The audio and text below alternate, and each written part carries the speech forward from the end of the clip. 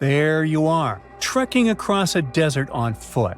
It's hot, you're terribly thirsty, and now you gotta walk around this stupid wall. Wait, a wall in the middle of a sandy, lifeless nowhere? Exactly, a wall in the northern Saudi desert. Archaeologists have just made a super exciting discovery, and what they found was not just a single wall. No, it was a whole ancient walled city that might date back to 2400 BCE. They think this place was home to around 500 people and could have been used for 1,000 years. This discovery is groundbreaking. It means that the area could have been way more advanced than anyone expected. This city was well organized, with different zones for living, towers and strong walls for protection, and different sections for all kinds of daily life. This ancient city, now called Al-Nata, was basically an oasis town, and it's great since it can give us a peek into what life might have been like in this desert thousands of years ago. Apparently, they had clearly separated areas, like residential sections, a cemetery, farmland, and even a town center. This oasis city, found in the Khmer area, is the first big organized settlement from the 2nd or 3rd millennium BCE that researchers have uncovered in northwestern Arabia. The first surveys show that this town, which covered about 6 acres, had several districts, including the residential area, the cemetery, and the legal one, with courts. The houses were set up in neat rows, all connected by small roads. Those streets kept the residential area separate from the rest of the town. Back then, most people in this region were nomadic herders, always moving around. But archaeologists have been sure that during the Bronze Age, northwest Arabia had small walled towns and oasis centers scattered across it. These connected oasis towns were unique, offering secure places for people to live, store goods, and trade. They started showing the beginnings of urban planning, which hints that people of that time were already starting to settle down and organize communities more seriously. The research team estimated that there were about 50 homes in Al-Nata, but that number could go up to 70 as they keep digging. They think that a few hundred people lived there, and probably one of the coolest things is that some houses went up to 3 stories tall. Built on a slope near a couple of major trade routes, this city was set up in a prime spot. Now, one of the most impressive things about this place is its water supply. The oasis had springs and aquifers, which are underground water sources, and such conditions were perfect for farming. Those water sources meant residents could grow their own food, making the town self-sufficient. The outer walls probably helped control who could enter the town and get access to its resources. This settled way of life was an impressive shift from nomadic living to a more agro-pastoral lifestyle, which means a mix of farming and herding animals. Another find that supports this theory is a bunch of tools like grinding stones, mortars, and pestles discovered inside the town. People there must have ground grains and prepared food. They had a diet of cereals, meat, and milk from animals they raised themselves. These astonishing findings show that the inhabitants of the town could easily feed themselves and were surprisingly advanced for that time. Thanks to better access to Saudi Arabia in the past couple of decades, archaeologists now have a much clearer picture of what life there was like thousands of years ago. The most exciting thing is that Al-Nata might have been part of a whole network of similar fortified oasis towns spread across the region, and all of these connected sites could show us how trade routes and small settlements worked together at that time in that arid area. Now, at the same time, this recent discovery isn't the only one that has the scientific world buzzing with excitement. How about we visit Egypt and see for ourselves? After all, archaeologists have just found a stash of ancient Egyptian and Greek treasure underwater. They were exploring the lost city of Thonis-Heracleion off the coast of Egypt, which sank more than 1,000 years ago. This city was legendary, and nobody even knew where it was until it was rediscovered in 2000. Now they're uncovering more and more, and on this dive, they found a pile of gold and silver treasures. Those were probably used in rituals to bless Egyptian pharaohs when they took the throne. The researchers even found an ancient Greek temple dedicated to Aphrodite and some super old Greek weapons.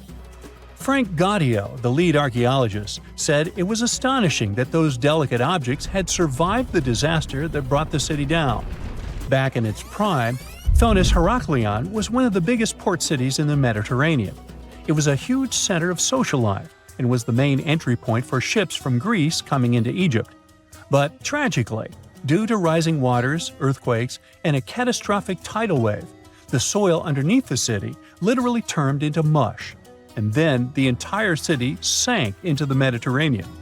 It was forgotten until Gaudio's team found it in 2000.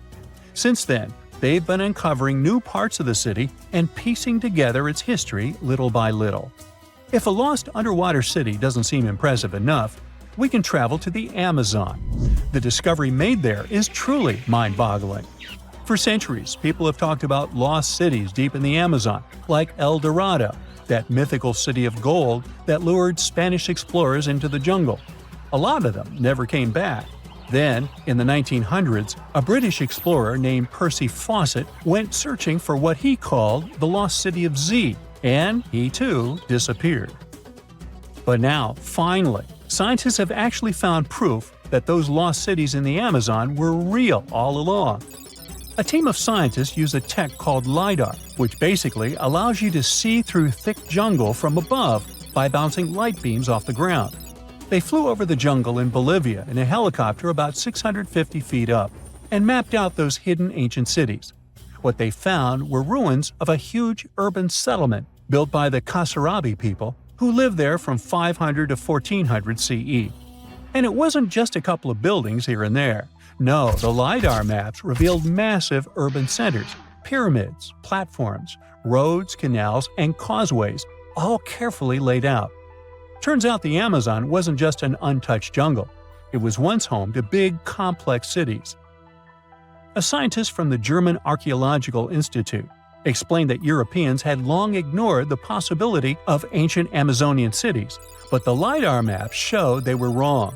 The new maps have revealed 26 sites, including 11 that no one even knew existed. Researchers have discovered two main city sites, Landivar and Kotoka. They had massive moat causeways stretching out like spokes on a wheel, linking the main cities with smaller surrounding settlements. Some of the canals even connected the cities to rivers and a big lake, which allowed water to flow through the area.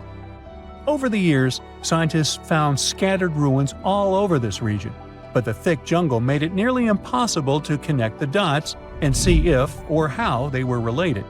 With LiDAR, the whole layout came to life, showing that those sites were part of a much larger organized urban system.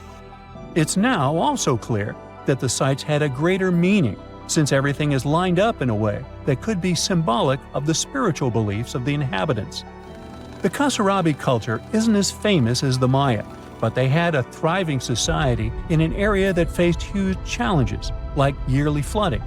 And although the nearby Andes had their own monumental sites, the Kasarabi were doing something absolutely unique. They even had reservoirs to store water, which suggests they might have been dealing with occasional droughts, which is pretty unusual for the Amazon. Actually, those terrible droughts could be why the Kasarabi eventually left their cities around 1400 CE. Humans invest a lot of time and money exploring the unknown. First outer space, then the ocean floor. But there's another frontier we're trying to conquer. Scientists call it the deep frontier. I'm talking about how far down to the Earth's core we've made it so far. During the 60s, humans tried digging the deepest man-made hole on Earth. This took us deep into the Arctic Circle. What later became known as the super deep borehole is also the deepest artificial point on Earth, reaching the depth of 40,230 feet.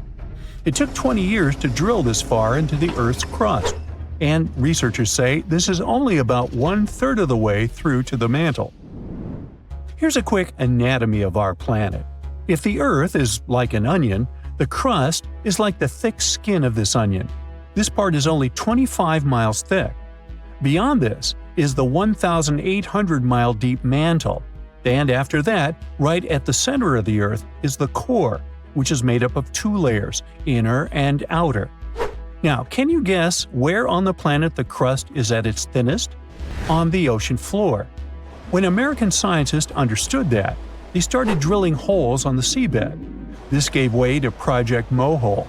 It began in 1961, but their technology to drill deep holes on the ocean was really bad. They had to improvise. They installed a system of propellers along the sides of their drill ship to keep it steady over the hole. The main challenge was to drill as vertically as possible. Otherwise, that deep hole would look more like a deep maze. Both the Kola Super Deep Borehole project and the Project Mohole came to an official stop in the years that followed. But hey, humans have built some pretty deep stuff underground. In 1963, a Turkish man took a swing with his sledgehammer to improve his basement and discovered a tunnel. That tunnel entrance led to more openings that connected a multitude of halls and chambers. He didn't know it, but he had discovered Derinkuyu. This once lost city was up to 18 stories tall and 200 feet deep. The city was large enough to host 20,000 people, and it was simply standing beneath Cappadocia in Turkey the whole time. Cappadocia hosts hundreds of subterranean dwellings. 40 of these underground cities are at least 2 stories high, but none of them are as huge as Derinkuyu. There's not a lot of historical accounts of how Derinkuyu was born. Some speculate that the oldest part of the complex was dug about 2000 BCE by the Hittites. The Hittites were an Indo-European civilization who formed one of the first major civilizations of the Bronze Age in West Asia. Scholars think they built this underground city to protect themselves from invasion. Others think it was actually the Christians who built the city in the 1st century CE. They speculate that it could have been constructed to protect people from the intense temperature variations, extreme heat in summer and freezing cold in winter. Geographically, the terrain under Cappadocia is great for building. The rocks are soft, which makes tunneling easier. For that same reason, opening large caves underground is fragile. That's why most chambers have pillars that support them. On the bright side, and we are, none of the floors at Derinkuyu have ever collapsed. The builders of Derinkuyu thought of everything. The city was shut off from the world by huge rocks that hid its entrance. It was ventilated by a total of more than 15,000 shafts, around 10 centimeters wide. This way, they guaranteed enough breathing air in the upper levels in a way that they ended up being used as the living and sleeping quarters. The lower levels of this impressive maze were mainly used for storage. But honestly, they had it all: a room for a wine press, for domestic animals, small religious buildings. They certainly didn't spare any efforts to make that underground city as complete as an above-ground one. Now, speaking of impressive underground stuff, Switzerland has the longest tunnel in the world, built here on the Swiss Alps. This absurdly huge tunnel was built over 8,000 feet below the surface. Check this out. This is what the Gothard-based tunnel looks like. The first idea to build the tunnel was put forward as early as 1947, but construction only officially began in 1999. It took them years to approve the project and then scout for the perfect location. Even so, the 73 different rock types that compose Massif turned the construction into a real challenge.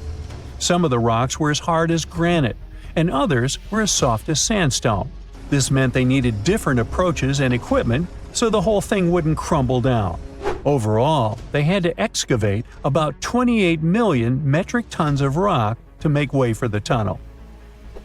There were many other challenges to build that far into the earth. The deeper into the mountain they got, the hotter the temperatures were. Since there's no natural ventilation, temperatures would get as high as 115 degrees Fahrenheit, making it really hard for workers to endure. The tunnel stretches for 35 miles from one end to the other. During the construction, workers had to use 4 massive tunnel boring machines, aka moles, to penetrate through the massif. Each of these moles was around 1,400 feet long. But that was one of the best things they could do, since these machines limit the disturbance to the surrounding ground and help to produce a smooth tunnel wall. You'd never guess that the world's deepest basement belongs to the Sydney Opera House in Australia. The building goes as deep underground as it grows above ground. But this basement isn't just the Opera House's foundation, it's a parking lot. This unique parking garage penetrates 120 feet underground, or 12 stories deep, while most car parks are only 4 or 5 stories deep. But that's not all that makes it unique. You see, if they decided to build a normal rectangular parking space, this would end up eliminating a bunch of possible parking spaces. And since they wanted to maximize the space they had available, they had to come up with some superb structure. First, they opened up a man-made cavern to make that dream possible. Then they had to come up with a design. That's what led to the donut-shaped cavern, or what engineers call a double helix. This design shocked the engineering community for its innovative approach. But hey, it worked! Today, there is space for over 1,000 cars down there, which seems about right for an opera house. Let's wow once again real quick.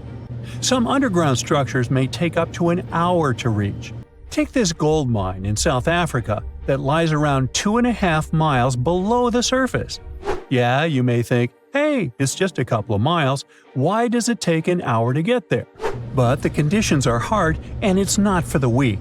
But Milan Ladina, an Ecuadorian runner, even completed a half marathon there, despite temperatures reaching 104 degrees Fahrenheit, high humidity at 80%, and an atmospheric pressure of 1.4, comparable to what divers experience 5 meters under the sea. Yikes! Now, let's assume that another species, whether humanoid or dolphin-like, could have existed millions of years ago. How do we find their traces? There was a Doctor Who episode about a non-human industrial civilization on Earth that existed long before us.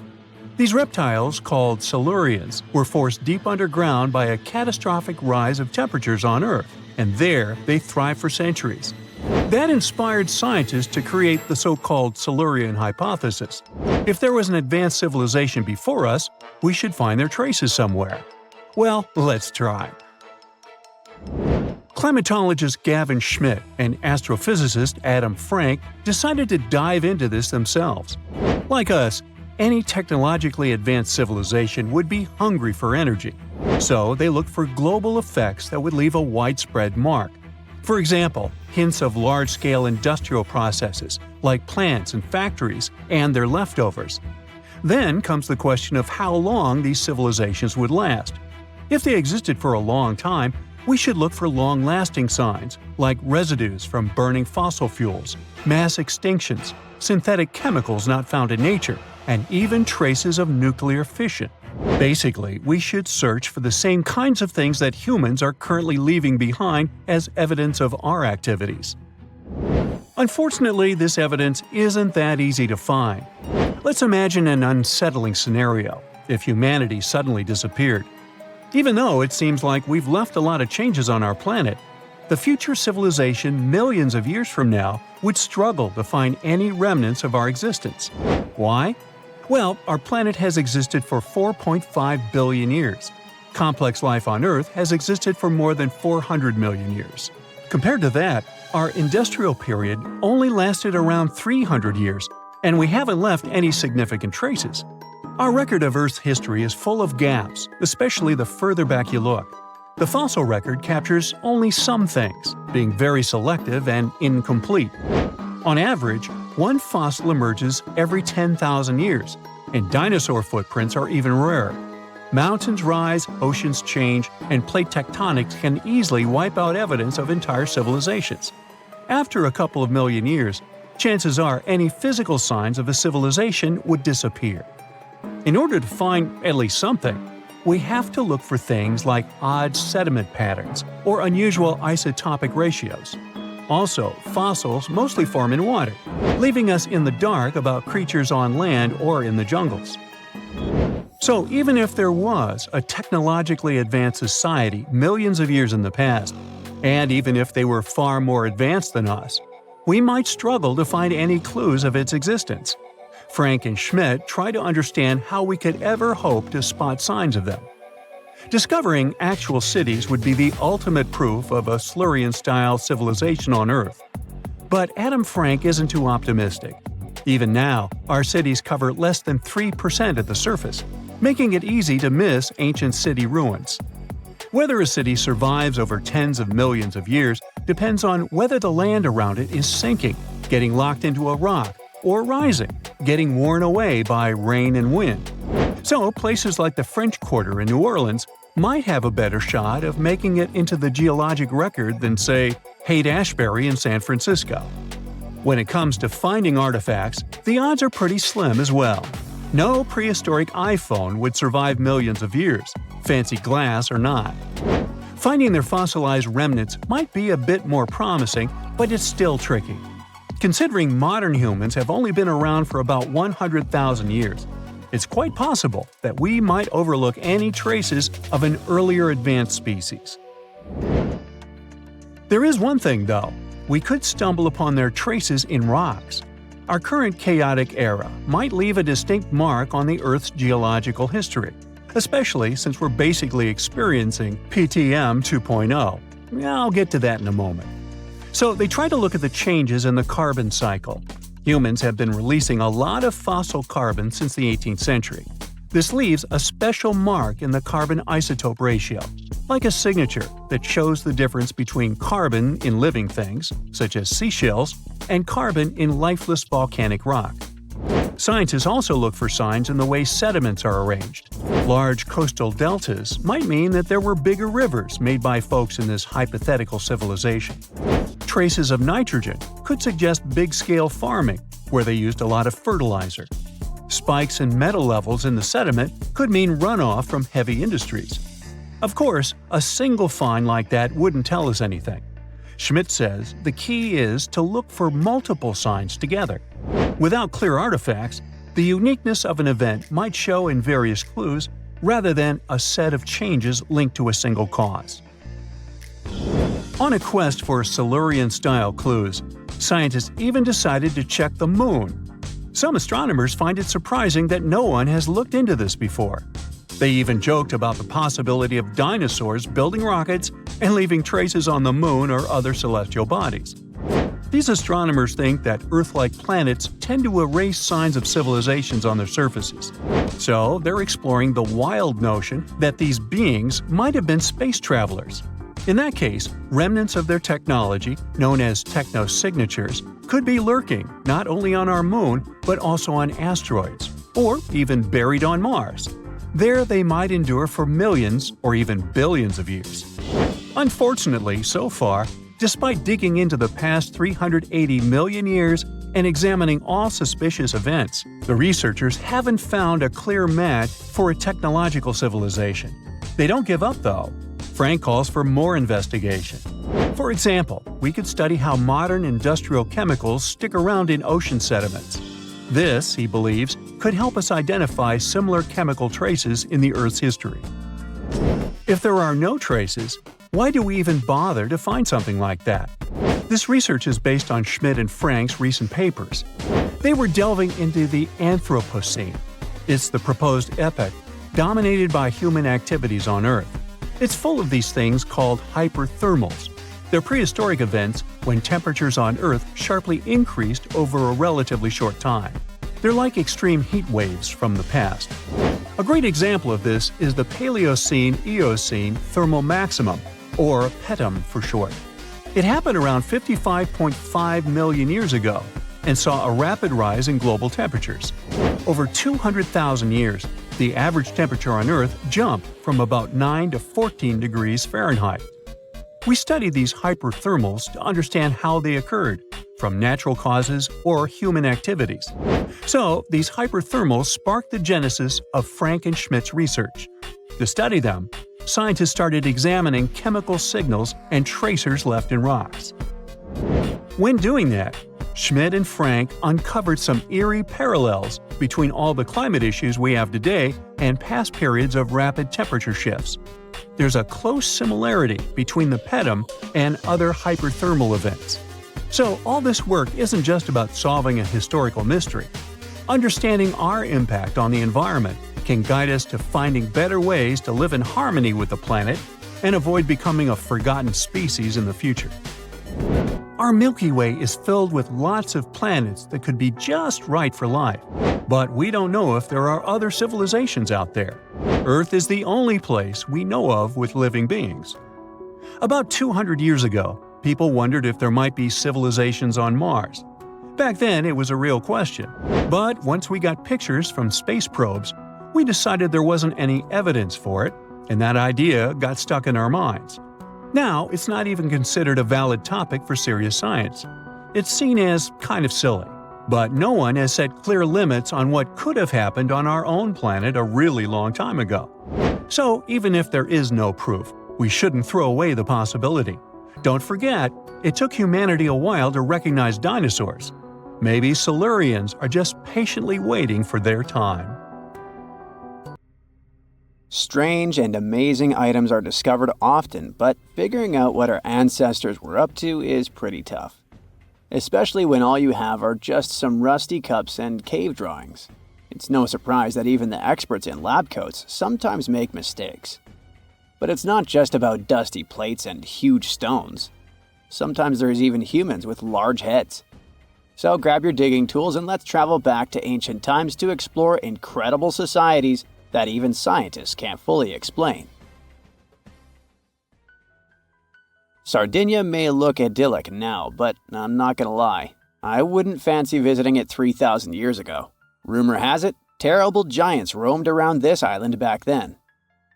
People even talk about finding human skeletons over 13 feet tall there, although nobody's ever shown anything to prove it. But the stories will make you wonder because some weird stuff has definitely happened. In 1974, over 5,000 pieces of broken stone artifacts were found in a part of the island called Monte Prama, but instead of being displayed in a museum, they were locked up in an underground vault for about 30 years. Sounds a bit suspicious, doesn't it? When they were finally displaced in 2005, scientists put the pieces together to find statues of 38 giant men standing 8 feet tall. Not quite as tall as the legendary skeletons, but still pretty huge. It's thought these statues were made by the Nuragic people, who lived on the island a long time ago. Besides giant statues, they also built over 8,000 massive stone buildings. Perhaps Nuragic weren't giants themselves, but they definitely liked their things big. I do too. I like a big number of likes on our videos. That would be pretty great. Thank you if you liked this and subscribed. Now back to the video. You and I are pretty smart, but we might not be the smartest humans ever. Actually, we might not even be the smartest species. Since 1913, some skull fossils found in South Africa have hinted at a possibly smarter contender called Boscop man. This human-like species might have lived as recently as 10,000 years ago. Their skull suggests they had really big heads, which means their brains could have been 30% bigger than ours. Wow! Their average IQ could have been around 149, making them among the smartest 0.05% of people today. But if a Boscop brainiac was so much smarter, why are they not around and we are? Well, bigger isn't always better, you know. Our brains are a lot bigger than our ape relatives, mainly in the prefrontal cortex. This part helps with high-level tasks like making decisions, remembering things short-term, and being aware of ourselves. The parts of the brain that handle our senses and movements haven't really grown much. So, maybe the Boscop spent too much time dwelling on the past rather than doing practical things like hunting. But this is all just guessing. We really don't know what happened to these clever cousins of ours. Some people even argue that Boscops weren't any different from us, with the only evidence being parts of skulls. The jungle is huge. Did you know the Amazon rainforest is home to about 30% of all the world's plant and animal species? That's impressive. However, the history of one native species, humans, has long puzzled scientists. The mysterious Kasarabe people lived here for hundreds of years and then vanished around 1400 AD. People thought the Amazon only had a few scattered tribes, but recently we discovered big, unusual shapes in the ground called geoglyphs. These might look like simple shallow ditches, but they're actually the remains of a vast civilization that spread over 5,000 square miles and includes about 450 markings, some as wide as 1,300 feet. That's insane! They likely contained ceremonial buildings and could have hosted up to 1 million people as recently as 550 years ago. Thanks to new technology like LiDAR, which uses a safe laser to map the forest without harming it, we can explore deeper. In 2019, some scans showed miles of raised roads and pathways and even pyramids over 70 feet tall. They found 26 separate settlements, 2 of which were at least 250 acres each. Damn, that's like 330 soccer fields. It's not certain what happened to the Kasarabi people. Maybe European conquistadors drove them out. Maybe the most baffling ancient civilization is one we've never actually found a trace of. Yep, I'm talking about Atlantis, the grand city that supposedly sank into the ocean. The first mentions of Atlantis come from the ancient Greek philosopher Plato, who talked about a great city near the Strait of Gibraltar. But for ages, everyone just thought Plato made up Atlantis as a perfect version of his own Athens. So why, about 12,000 years after it supposedly vanished, do we still wonder if it might be real? Well, in the 19th century, U.S. Congressman Ignatius Donnelly wrote a book giving 13 reasons why he thought Atlantis was more than just a myth.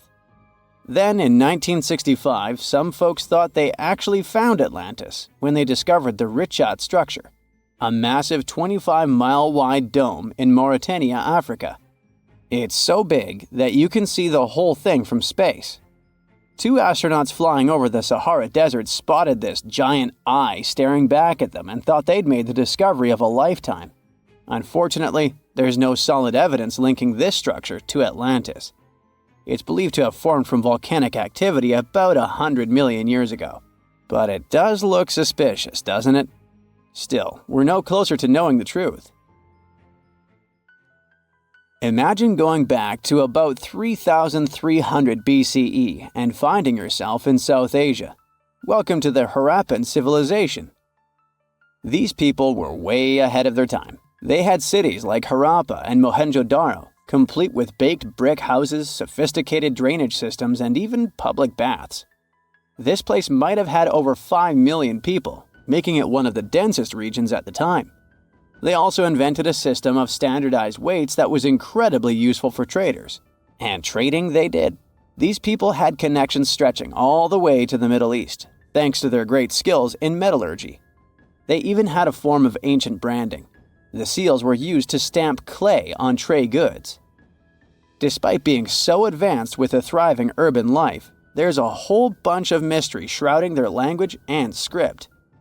We've got bits and pieces of their writing, but no one's deciphered them yet, even with all the technology we have today. We also still don't know how exactly their society worked.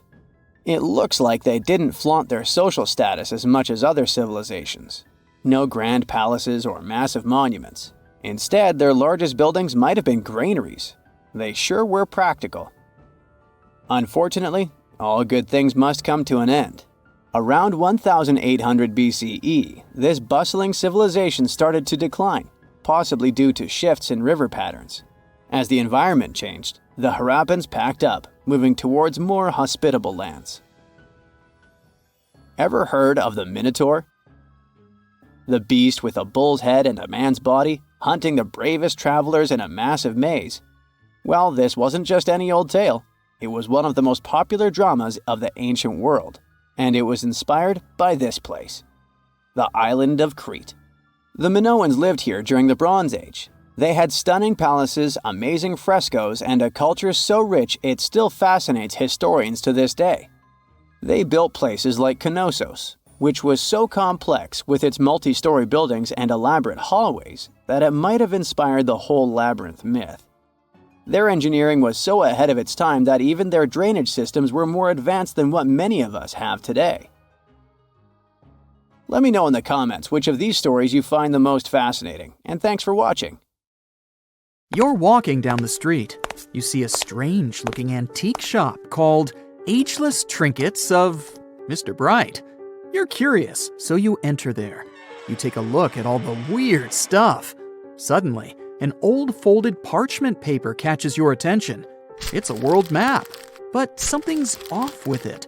Instead of showing the countries as you know them, it shows the locations of 4 mythical lost worlds and civilizations. Mr. Bright, the shop owner, comes next to you after realizing your shock. This map won't let you find these places or anything, but I can explain to you the legends behind them if you want, he says. Let me begin with Atlantis. You might know it as Aquaman's underwater kingdom, but Atlantis, the fictional island, was actually first introduced in 2 of Plato's works. According to him, Atlantis was a highly advanced civilization that existed about 9,000 years before his own time, and its story had been passed down by poets, authors, and others. He wrote about Atlantis and its citizens to give a moral lesson and to teach about the dangers of arrogance, as well as the eventual downfall of those who are after too much power. In his dialogues, Plato stated that Atlantis was a great and powerful empire that was respected in all parts of the world. It was founded by beings who were half deities and half human, and became a great naval power after a while. Being an island filled with gold, silver, and other precious metals certainly helped their case. But besides that, it was also known for its breathtaking architecture and state-of-the-art technology, as well as its countless rare and exotic wild animals. Atlanteans were proud of their great achievements and the perfection of their civilization, but their excessive pride was going to bring their downfall. They believed they were so superior that they could gain control over any nation. This led them to launch a series of invasions. They conquered many of the Mediterranean lands, but when it was time to enter Athens, Athenians pushed back with an extraordinary force, so the Atlanteans were finally defeated. Plato stated that deities then got angry at Atlanteans because of how wicked, greedy, and immoral they became. So they punished them by sending earthquakes, which caused Atlantis to sink beneath the sea. Although the earliest written records of Atlantis were Plato's works, some people still believed his story to be based on truth and tried to identify the island of Atlantis with actual countries. Some people suggested it may have been located in the Mediterranean Sea, near the coast of Spain or Italy. Others thought it may have been located in the Caribbean, off the coast of Central or South America, but there was no solid evidence to support any of these claims. One theory, in particular, seemed more plausible than the others, though. Located in the Aegean Sea, the island of Santorini was the home of a highly advanced Minoan society. However, due to a huge volcanic eruption, it was destroyed about 3,600 years ago, causing the Minoan civilization to suddenly disappear. These similarities between the fictional Atlanteans and the historical Minoans made Santorini a good candidate for the speculations. Yet again, there were still major flaws with it, such as how the time when Plato said Atlantis was destroyed doesn't coincide with the time of Santorini's eruption. So Atlantis still continues to be regarded as nothing more than a popular legend in the scientific world. Now, let's move toward the northeast direction on the map, Mr. Bright says.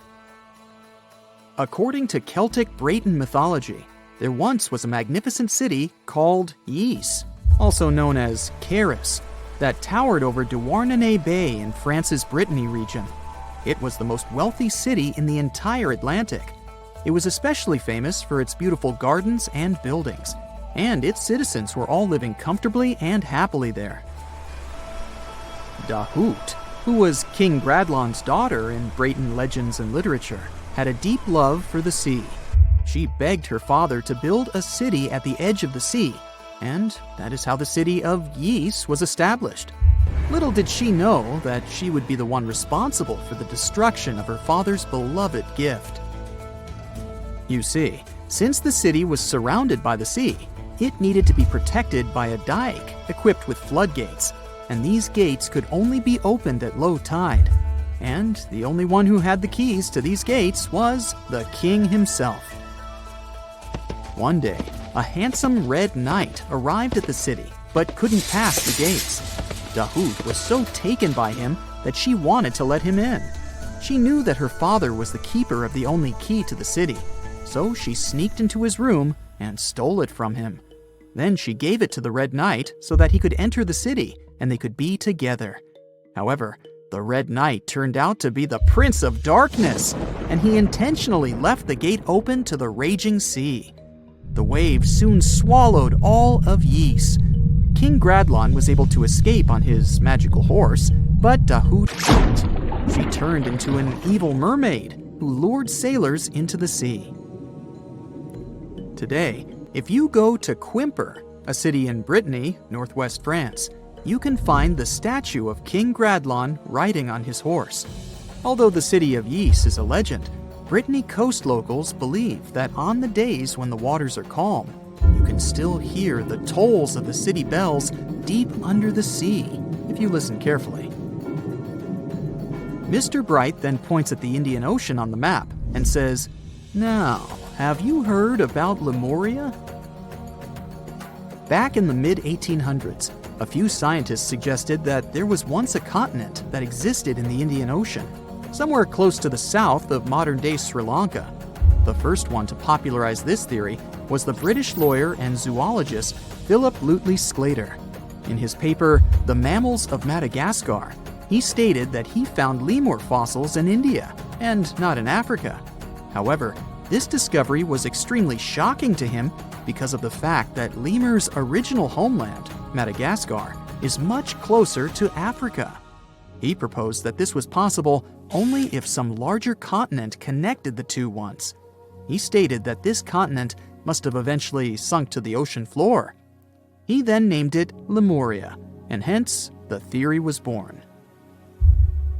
People who came after Sclater took his theory a step further and thought that Lemuria was also the home of an extinct race of humans called Lemurians, who had 4 arms and enormous bodies, and were also the ancestors of modern-day humans, as well as lemurs.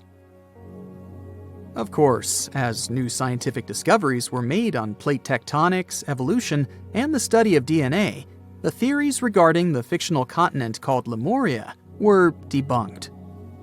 The last fictional land on the map is Agartha, Mr. Bright says. Taking its roots from Eastern mysticism, one legend says there's a kingdom called Agartha that is located deep beneath the surface of the earth. It's where all 4 corners of the world are connected by paths and tunnels. It is said that there's a secret entrance into Agartha hidden in the Gobi Desert, and it's built by Agarthans themselves using advanced technology that can't be detected by us, the surface folks.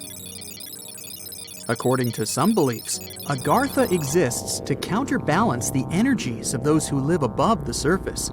While we live in a state of rush and heightened emotions, this world beneath us is the total opposite. Some even say that those who escaped Atlantis fled here to continue their lives inside the Earth's core. And yet, others think it's actually a land that's crawling with all kinds of monsters. But there's no need to be scared, since modern science proved Earth's core is not actually hollow and is a solid hot iron ball. So you can cancel your journey plans to the center of the Earth if you've made any. Thanks, Mr. Bright. At some point in its long and very interesting history, our dear planet Earth was sort of snoozing, just doing its planetary thing, spinning around the sun. And then, bam, life starts getting fancy. Plants and animals start strutting their stuff, showing off their complexity. Fast forward a bit, about 65 million years ago to be exact, and a cosmic disaster strikes, or at least that's what we presume. An asteroid probably smashed into Earth, wiping out the dinosaurs and other big animals. We can't pinpoint specifics about the asteroid, but we do know that it was extremely large and it crashed into our precious planet, creating a dusty mess that settled everywhere. You can still find remnants of that dust layer in sedimentary rocks today. If you dig beneath it, you'll uncover a whole bunch of fossils. These prehistoric creatures were living it up before the asteroid crashed the party. Think of it as the planet going on a cleaning spree, leaving a bunch of empty spaces waiting to be filled. And guess who took the opportunity? Mammals! These furry little critters were the ones to rise to fame. But why is it that this disaster became such a great opportunity for mammals? It's pretty simple, actually. With no big bullies around, they grew, multiplied, and had a population expanse. All kinds of mammals joined to fill in the blanks. Primates, rodents, basically, the whole furry gang. We're talking about placental mammals, marsupials, and even egg-laying mammals, adding some serious variety to the mix. We like to think of primates as our closest relatives here on Earth. What's their story? Well, around 63 million years ago, just a couple of million years after the dinosaurs' final dance, the primates decided it was time for a family reunion. They split into two groups, the dry-nosed primates, who became the cool monkeys and apes we know today, and the wet-nosed primates, who went off to become lemurs and aye-ayes, hey-hays. The fun didn't stop there. About 58 million years ago, the dry-nosed primates began their own little mission. One special guest called the tarsier, arrived on the scene, featuring big eyes that were perfect for late-night shenanigans. This tarsier took a different path from its primate relatives, embracing its unique niche and evolving separately. To this day, the tarsier is the only primate that feeds exclusively on meat. These little guys have a taste for insects, small birds, rodents, and even lizards. But that's not all that makes them unique. Their eyes are twice the size of their brains. Also, their heads can do a full 180-degree spin, just like an owl. Because of their features, the tarsiers are the true kings and queens of the night. With their superpower of ultrasonic tracking, they can spot their prey instantly. Plus, their legs and feet are like springs ready to launch them into action. They've got this special ankle bone called the tarsus, which gives them those epic leaping skills. Hence the name, if you were wondering. But let's leave these little critters to rest and get back to our story, shall we?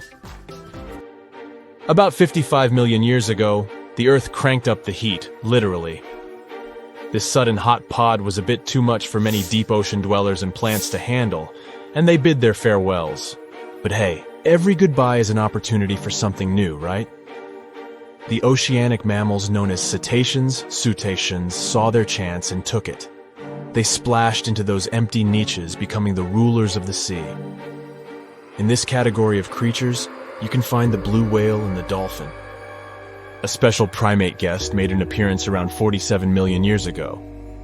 Scientists now affectionately call the fossil of such a creature Ida. This little wonder caused quite a stir, initially hailed as the missing link in human evolution. But here's the hilarious part. It turned out Ida was not one of us dry-nosed primates, but a cheeky wet-nosed one. Moving forward to 40 million years ago. This is when another big event happened in the primate world. The New World monkeys, our distant cousins, decided to take a different path and branch off from our lineage of Old World monkeys. They packed their bags and set off to conquer South America, where they're still living it up today. What's the difference between the two, you might ask? Well, one crucial thing that sets them apart is the fact that the Old World monkeys had nostrils that pointed downwards. Around 25 million years ago, another troop of apes entered the scene, and these guys had something special, the lack of a tail. These unique creatures would go on to become our closest relatives. We're talking apes and great apes, the cool gang who share a whole lot of genetic similarities with us. The first ape to break free from the monkey madness was the gibbon. About 18 million years ago is when this little acrobat swung into the picture. A few million years later, the great apes made their grand entrance too. Orangutans were the pioneers, venturing into the wilds of southern Asia. We're getting closer and closer to the present. It was 7 million years ago when the great apes took a major fork in the evolutionary road. One path led to our ancestors, the future Homo sapiens, and the other path led to chimpanzees and bonobos. These two primate branches remained united for a few million years before finally going their separate ways. 5.6 million years ago, a game-changing ape, called Ardipithecus, made its way into our evolutionary history. It had a special talent, bipedalism. That's right, this was one of the first apes to walk on 2 feet, probably making its primate buddies raise an eyebrow or two. The real showstoppers, however, arrived around 4 million years ago, the Australopithecus crew. These were the earliest members of the Hominina hominina subtribe, our tribe. What made them so special? Well, probably the fact that they brought some serious tools to the game. Stone tools, to be precise. It seems that at some point in their evolution, these clever primates started using stones to make their lives easier. Now here comes a crucial turning point in our story. About 2 million years ago, our ancestors faced a food shortage. Survival of the fittest was the name of the game, and 2 strategies emerged. Group 1 went for stronger jaws, allowing them to chomp on tough foods like nuts. Group 2 had a different idea. They opted for weaker jaws, but bigger brains. They wanted access to a wider range of food options. Obviously, the bigger-brained group took the prize. And here's where our gang comes into play.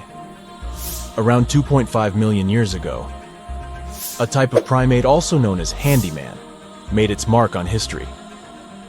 These clever beings had larger brains and knew how to put those neurons to good use.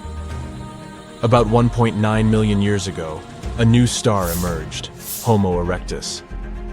These creatures not only walked upright, but also had brains that were almost twice the size of the handyman's.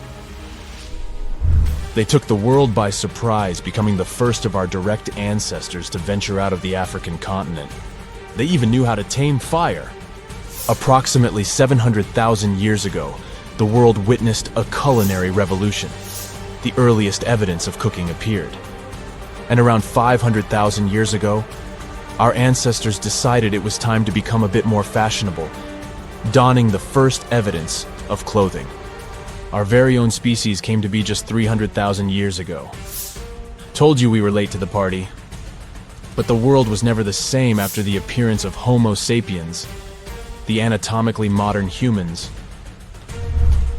Alongside our other relatives, we emerged, ready to conquer the world with our innovative minds and complex societies. The exact path of our evolution remains a bit of a mystery. But what we do know for sure is that Neanderthals joined the party around at some point too. As Homo sapiens flourished, so did our capacity for language. Modern speech is believed to have emerged almost hand in hand with our species. We started expressing ourselves, sharing stories, and shaping the world with our words. So, there you have it. It took 13.8 billion years of cosmic history for humans to make their entrance. Think about it. 99.998% of the time since the Big Bang, we weren't even around. Our species, Homo sapiens, is the toddler of the Earth's family, existing for just the tiniest fraction of the universe's timeline. Yet, in this blink of an eye, we've managed to unravel the entire story that led to our existence. The story won't end with us. It's an ongoing saga, still being written with every passing moment. Imagine you get to be an archaeologist for the day. You'll travel the world to solve the mystery of long-lost civilizations that disappeared without a trace. Grab your chisel and fedora, and let's go. You arrive at the American Southwest, where an ancient mystery is waiting to be solved. You make your way to Chaco Canyon, just outside of Albuquerque, New Mexico. It's hot and dry in this deserted area. You're here to visit the ancient ruins of the Anasazi people. It's said that they were a thriving civilization that met a mysterious end. You hike a few miles before you begin to make out the shape of dwellings, constructions built of stone in the middle of the canyon. This is Pueblo Bonito, a 10th century complex that contains as many as 800 rooms and stands over 5 stories tall. The buildings are beautiful and made from sandstone. To access the complex, its inhabitants built a 400-mile network of roads, some of them 30 feet wide. You can't wrap your head around the fact that it was built so long ago. Everything looks so well preserved. The Anasazi reigned over the so-called Four Corners region from 100 CE to around 1600 CE. During this time, they built a civilization that sprawled over 30,000 square miles, including Colorado, New Mexico, Utah, and Arizona. Standing inside a huge kiva, an underground ceremonial chamber, you wonder what happened to the Anasazi people. Scientists have analyzed tree rings and found out that the Anasazi population lived through a period of great drought. The drought is believed to have lasted 23 years, and there was possibly no rain at all during this time. This definitely affected their livelihood, from malnutrition to battles over food and resources. But was it enough to make 30,000 people flee their homes? Researchers say these people left their homes with their belongings still in place. Ladles were left in ceramic bowls. Granaries were full of supplies. It was as if they intended to return, but never had the chance to come back. For many years, archaeologists have believed that the drought was the reason for the disappearance of this thriving society. But there's other evidence that shows a different story. Anthropologists say that the ancestral Puebloans, as they are also called, were an exemplary population. They were peaceful and lived together in harmony. But that's not what their architecture shows. They isolated themselves from the rest of the world by building their settlements so high on top of cliffs. And they built walls and other security structures in order to protect themselves. What were they so afraid of? Recently, archaeologists began to study bone fossils of the ancestral Puebloans, and they found evidence that suggests that toward the end of their civilization, things might have gotten pretty bad. Evidence shows that local leaders were ruling using fear-based methods. Severe punishment started to be inflicted on those who did not follow their strict rules. Why this happened is still a mystery, and you might need many other excavation trips to find out the truth. It's lucky that your next destination is really close by. Still in New Mexico, you'll visit the Blackwater Draw. It's a national prehistoric site that holds the story of the Clovis people. You're shocked to find out that the Clovis are possibly the oldest humans to have inhabited the U.S. They were the first humans to allegedly cross the Bering Strait and follow the ice-free trails down to the U.S.'s southern plains. Try to picture what this area looked like when the Clovis people roamed this land. A huge spring-fed lake with mammoths, giant sloths, saber-toothed tigers, and bison much bigger than the ones we have today wandering around. The archaeological site you're visiting shows that the Clovis population were big game hunters. You're able to identify the bones of several mammoths and even the stone tools that our prehistoric ancestors used to hunt them. Some of these date back to 13,000 years ago, aka the end of the last ice age. You're presented with two possible theories on the disappearance of the Clovis population. It's possible that during the final 1,500 years of the last ice age, changes in climate caused a shortage of food. Scientists also believe that this situation was worsened by overhunting. Another theory suggests that a large meteor hit North America, and this was enough to alter the climate and make the Clovis people migrate southward to try to survive. But the truth is, there's no evidence that any of that happened. Next, you'll fly to the Pacific Ocean, to the mysterious Easter Island. This place has left us with many questions, from the building of 13-foot-high face statues to the sudden disappearance of the Rapa Nui people who inhabited the area. You approach the island at Anakina, a white sandy beach on the island's northern shore. Researchers believe this area was one of the first settlements of the Rapa Nui. You could say you're standing at the end of the world, as you're over 3,000 miles away from South America and 1,000 miles away from the nearest island. Around 800 CE, when the first humans arrived, the island was an oasis. Today, the area is mostly deserted. You get your first clue on the fall of the Rapa Nui from an excavation pit you open at the beach.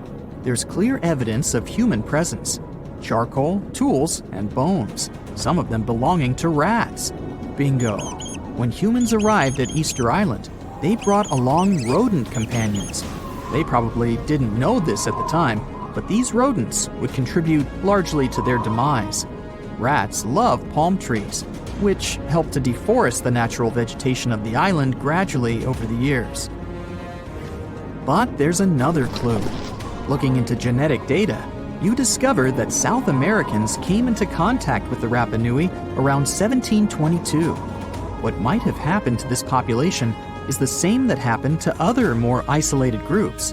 The contact with foreign groups brought about diseases that possibly led to the end of the Rapa Nui.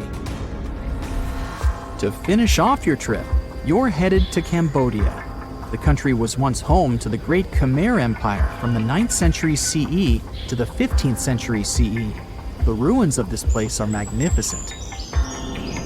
Your main excavation site is the Plains of Angkor, built alongside the Mekong River. This huge site was the most important Khmer city at the time. Just FYI, Angkor actually means capital city in the Khmer language. The Khmer were able to build a huge network of roads connecting Angkor with the rest of the empire. And it's believed that up to 1 million people were spread throughout the Khmer Empire at its peak days. It was the largest pre-industrial city in the entire world. It's comparable in size to modern-day Los Angeles, just so you can get an idea. The Khmers were also master builders and engineers. They managed to build a complex irrigation system that helped their rice farming through the centuries. And to connect their cities, they built almost 500 miles of intricate highways and bridges. Oh, and not to mention the complex architecture of their religious buildings, such as Angkor Wat, one of today's most visited tourist sites in Cambodia. It took over 30 years to build, and it spreads over almost 500 acres. Back in the day, its towers were probably decorated with gold. But today, the site is a maze of vine-covered temples. Like your fellow researchers that came here before you, you're unsure of what caused this civilization to be wiped off the map. One possible guess has to do with the climate in the region. Strong monsoons might have caused massive floods and severe damage to the infrastructure, especially to the water system the Khmer people heavily relied on to survive. But another reason could have been regional conflict and immigration. Toward the end of the 15th century, the empire started to decline in numbers, and this could have weakened its strong power. You might not go home with many answers, but you've certainly learned a lot, huh? It's the first day of your long-awaited trip to the Amazon forest. You flew all the way to South America. More specifically, you landed in the city of Manaus. It's the heart of the Brazilian Amazon. So far, you've traveled by air, car, and now water. You are on a tiny boat, moving through the dark waters of the Amazon River. Yes, the river is also called the Amazon. And just FYI, it's the second longest river in the world. It loses only to the Nile River in Egypt. The Amazon sprawls for an impressive 2,700 square miles, beginning in Peru and ending only when it meets the Atlantic Ocean off the coast of Brazil. To get a closer look at the forest, you decide to start by exploring it by boat. First up, you watch some piranha fishing. You can even try to catch one yourself if you like. As you may know, piranhas are carnivorous fish that inhabit the Amazon River, so it might not be your best option to go swimming in these waters. One of the most emblematic species of alligators present in the Amazon River basin is the broad-snouted caiman. It looks pretty much like a regular alligator, except for the fact that it has a yellow chin. Your guide leaves the boat and searches the water to show you a caiman up close. He also tells you of another legendary creature that lives in the dark waters of the river, the pink dolphin. Lucky you get to witness a family of pink dolphins showing their fins near your boat. They look magical from the place where you're sitting. You've probably never known dolphins can be pink, huh? After a few mesmerizing moments, you discover that the dolphin's pink color is nothing but an illusion. The animals are originally pinkish-gray, but due to the brown colors of the Amazon River, they look vivid pink when you stare at them from above. Your guide tells you that the pink dolphin is a central character of Brazilian folklore. Locals believe that the pink dolphins can turn into humans and wander off into towns at night. You get off your boat near one of the entrances to the forest. Now you're going to continue your trip on foot. Your guide says that you are venturing into very dangerous terrain. The Amazon is home to some of the creepiest species of wildlife on the globe, but don't worry, we'll get to see a lot of them today. You've come prepared, of course. Bug spray, a raincoat, and your sharp eyes. Inside the jungle, you need to be alert at all times. You may have heard legends of the anaconda, a snake that can swallow animals as big as a cow in one go. Sorry to break it to you, but those are not just legends. Reptiles like these do actually exist. They live deep in the jungle. Is it right there, moving between the trees? Is it a spider? The so-called Goliath bird-eater is a monster spider. Its legs can grow up to a foot in length, and the spider itself can weigh around 6 ounces. It's also known as the king of tarantulas. You shouldn't get too close, of course. It's not venomous to humans, but its bite can surely sting. As its name suggests, the Goliath bird-eater can even eat birds, as long as they are smaller than it is. Up next, you run into another species of spider that draws your attention. This one is so tiny that you almost don't see it. It's known by the popular name of the decoy spider. You see one of its creations, a gigantic spider built by the Thonis-Heracleion spider in order to scare off large predators. This is as amazing as it is creepy. A spider that uses the remains of other insects and dry leaves to create the image of a large spider on its web. If it fools predators, perfect! But to us humans, this work of art looks almost endearing. Who knew there were artists in the arachnid world? Near a small lake, you witness a unique scene. A large snake is slowly slithering its way toward a lizard that is resting on a rock. The lizard seems obvious to the presence of the dangerous reptile, but right as the snake is preparing to attack, the lizard flies the scene in its iconic way. The so-called basilisk lizard is famous for its ability to walk on water, or rather run across the water. This isn't an illusion, just a matter of balancing. The small lizard moves its legs on top of the water very fast, while its long tail serves as a counterweight. I wish I could do that. If you've ever wondered what a frog looks like on the inside, you've come to the right place. Right in front of your eyes, there is a rare local species of frog. It's known as the glass frog. This species of amphibian has a type of transparent skin that is completely see-through. In other words, you can see the frog's interior with astounding clarity. It's as if you had X-ray vision. Moving on with your journey, soon you come across a pond. Floating on its water is probably the biggest water lily you've ever seen in your life. These huge plants are also known as the Victoria Amazonica. They can measure up to 8 feet across and hold the weight of a grown-up person. But I wouldn't recommend trying to climb on it if I were you, just cause, you know, it's the Amazon forest we're talking about. The wildlife here is amazing, but the forest itself is also a sight. There are over 80,000 species of plants and trees grown in the Amazon rainforest. In fact, you can find 10% of all the world's wildlife in this jungle. An estimated 400 billion trees grow on the gigantic area the forest occupies. Of course, this place is bound to be biodiverse, right? You won't be able to witness this phenomenon during your trip, but your guide tells you about a unique species of tree that is famous for being able to walk. Yep, you've heard correctly. There are walking trees in the Amazon rainforest. They don't have legs or anything like that, but they do move around in search of better lighting conditions. The Amazon canopy is so thick that only 1% of sunlight can reach the forest floor. Because of this, some trees end up getting less sunlight than others. The so-called walking palm trees seem to be adapted to this situation. They grow new roots, which helps them move for 1 to 2 inches per day.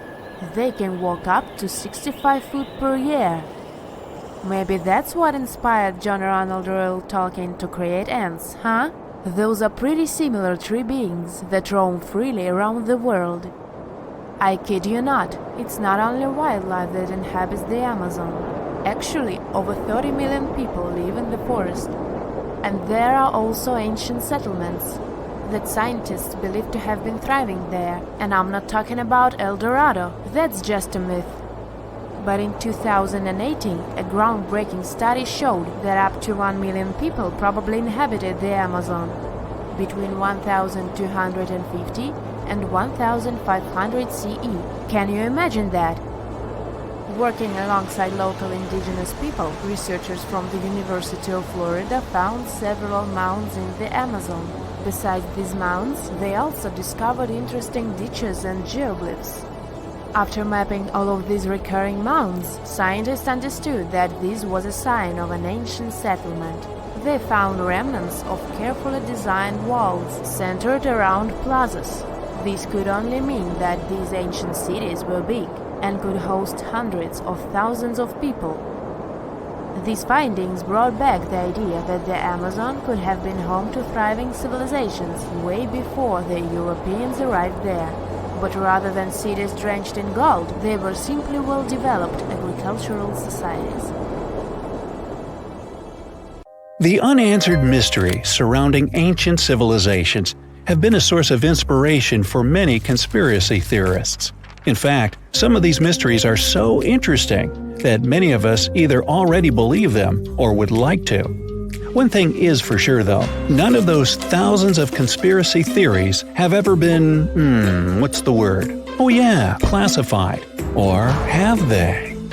We're all aware that the CIA has done some questionable things throughout history for the sake of national security, but you wouldn't expect a book to be both a national and international threat.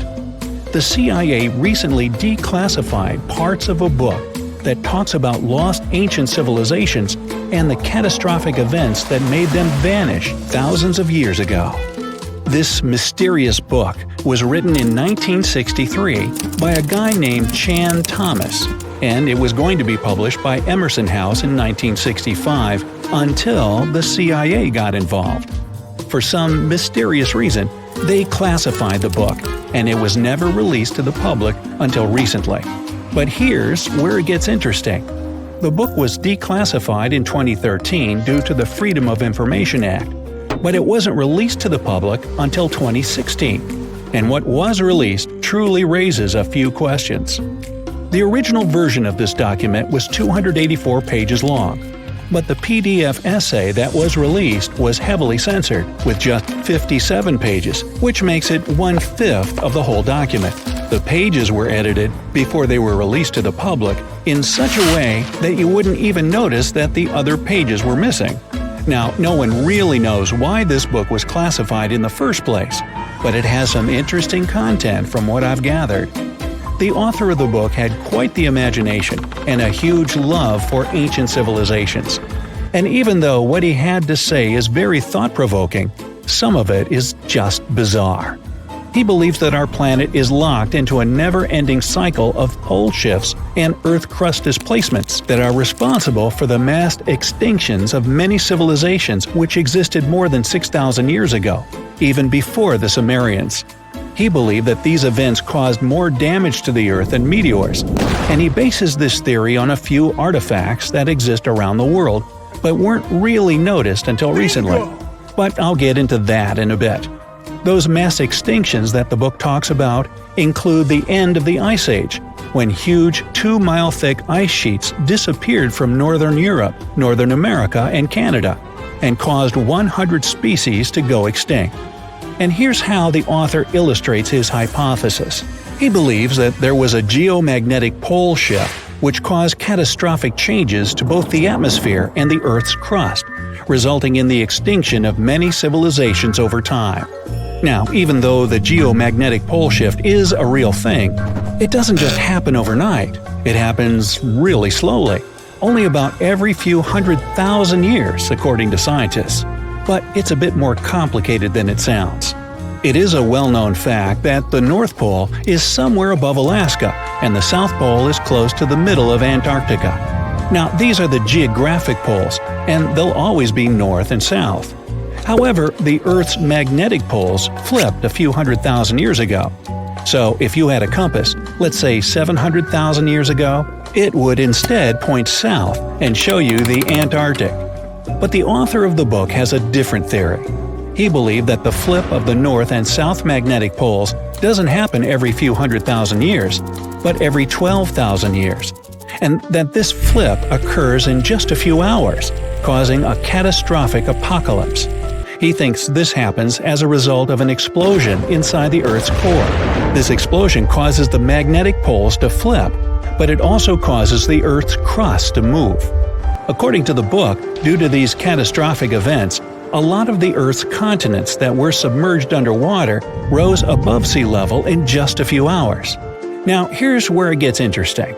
The author also states that the Peruvian Andes were beneath the ocean before the last pole shift. And even though it seems far-fetched, since the Andes are approximately 22,000 feet above sea level, there was evidence to support that claim in the late 80s. Scientists found whale bones and fossils that are said to be millions of years old on top of the Andes and the Himalayan mountains. It's also suggested in the book that the deep freeze the Earth went through during the Younger Dryas event caused the Gulf Stream to be disrupted. And he points to some interesting evidence to support that theory. Frozen mammoths were found trapped in blocks of ice with food still in their mouths. Now, this is a true mystery, because freezing cold weather is in their nature, and they were among the few animals that could truly survive in the Ice Age. So, what could have caused them to freeze so quickly? Kinda makes you go, doesn't it? The document describes the Great Pyramid of Giza as a true enigma as well. The Pyramid of Giza is made out of 2.5 million stone blocks that are placed on top of each other with great precision. It's close to 750 feet wide and more than 450 feet high. To this day, we're still not able to explain how it was constructed, and it's quite difficult to understand the internal design as well. On the inside, the pyramid has no similarities to the other pyramids, and, despite popular belief, there were no mummies found in any of them. If you think that's a bit weird, wait for the next one. There are absolutely no hieroglyphs found in any of the pyramids, and that goes both ways. What do I mean? There are also no pyramids, or anything that resembles a pyramid, in any hieroglyphs either. Mr. Thomas believes that the pyramids were created hundreds of thousands of years before the Egyptians by a civilization that went extinct. Speaking of civilizations, in his book he even mentions the Greeks. He claims that in Greece, there was another ancient race of people that went extinct as well. He claims they were extremely tall with blue eyes and blonde hair, and had access to advanced technology that the Greeks couldn't have known about in their prime. Now, before we drift too far away from the stone blocks, let's talk about another mystery, the temple in Baalbek, Lebanon, and its ginormous foundation blocks. Those stones, which make up the Heliopolis, were also used for the temple in Rome. The foundations of the temples are made of 900-ton trilithon stones, and according to the author, this is proof that there must have been a lost ancient civilization with advanced technology. Now, most archaeologists claim that those stones were made by the Romans. However, there's no evidence to support that. The Romans didn't have the technological equipment to make the stones or lift them. So, you might think, what if they just made them in that place right then and there? Well, those stones were also lifted 30 feet high and were placed next to each other with mathematical precision. And let's not forget about the blocks on top of the Heliopolis in Lebanon, which weigh about 800 tons each. But wait till you hear the next one. The Romans don't even credit themselves for these stones. They claim that they built up the sides, but they don't take credit for the extraordinarily large and heavy foundation stones. The author also makes an interesting point about the distance between the Roman capital and Baalbek in Lebanon. Why would the Romans build the world's largest monolithic stones in such a remote area, and so far away from their capital, and never take credit for it? Well, folks, it's a mystery to me. Now, let's move on to the most intriguing enigma, Easter Island, which is located in the middle of the Pacific Ocean, or nowhere if you will. The author questions how people found it or even settled in such a remote island that long ago. One of the signifiers of Easter Island are the Moai statues, and the mystery surrounding who they depict and why. What's an even bigger question is how they were created, moved, and positioned in the places they were found. According to this declassified document, Easter Island was part of the now lost continent named Mu, and it was sunk in the Pacific Ocean in a disastrous cataclysm that happened during one of those pole shifts. The continent of Mu, according to the book, was as big as South America, and what we now call Easter Island is just what's left of that continent. The author also believes that this is what happened with the lost city of Atlantis as well. Plato is even quoted about this, saying that the whole city of Atlantis sunk miles beneath the waves within just a day. Even though the whole story sounds very intriguing and makes some interesting points, we know that, scientifically speaking, a cataclysmic pole shift causing entire civilizations to go extinct isn't possible.